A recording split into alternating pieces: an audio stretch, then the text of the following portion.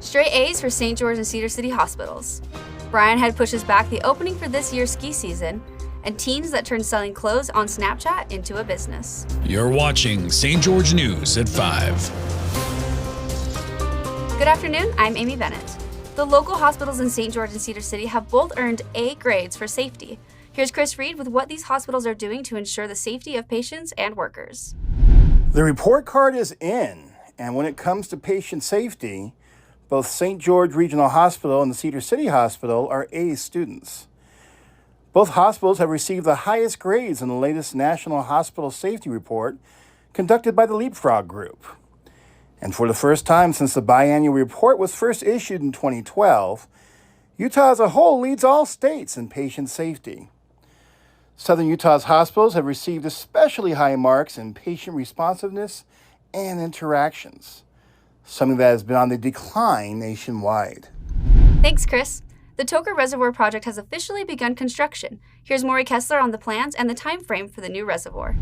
Local, state, and federal water managers gathered with civic officials and others near Tokerville Tuesday morning for the groundbreaking of the Toker Reservoir.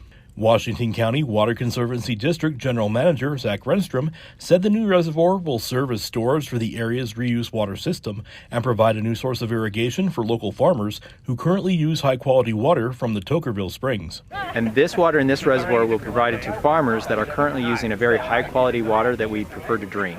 And so we're kind of doing a swap with the farmers where they're going to use the water in this reservoir and we're going to be drinking the water that they've been using for their irrigation crops.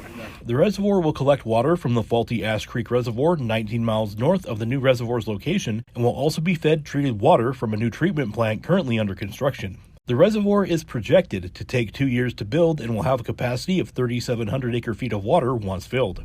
The Washington City Council ballots have been mailed out, and the race includes 3 incumbents and 2 newcomers. Here's Haven Scott with more on the story. Ballots are in the mail for the upcoming general election in Utah. For Washington City residents still undecided on their choice for council, St. George News asked each candidate the same questions concerning public relations, traffic concerns, and their plans for affordable housing. Troy Belliston will be joined by Ed Tracy as the new candidates in the race for 3 seats currently open on the city council. Incumbents Ben Martinson, Craig Coates, and Kurt Ivey are all seeking to keep their current seats for another 4 years. Thanks, Haven. Brian Head has pushed back the opening of this year's ski season. Here's Chris Reed with his story and when you can expect to get back on the slopes. Skiers and snowboarders looking to head to Brian Head this weekend are going to need to delay their plans a week. The Brian Head Resort announced Tuesday that its planned opening date of this Friday is being delayed to a week later, November 17th. Officials at the ski resort say they need a little more time with recent warmer temperatures up near Cedar Breaks to be ready for the season. Thanks, Chris. A St. George thrift shop that began selling its clothing on Snapchat now has its own in-person store. Here's Jesse Bang with how these 2 teens turned a hobby into their very own business.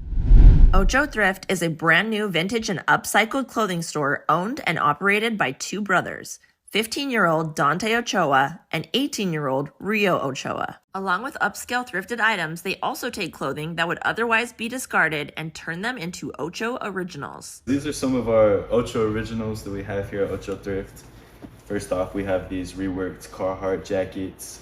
These are corduroy. The business all started when they began selling thrifted clothing on Snapchat, which led to selling out of a storage unit, and now their own store. We design our own designs for half the store, and then the other half is just high quality vintage that we source from around the country. Thank you for watching St. George News at 5. I'm Amy Bennett with St. George News, your #1 source for local news. This has been St. George News at 5.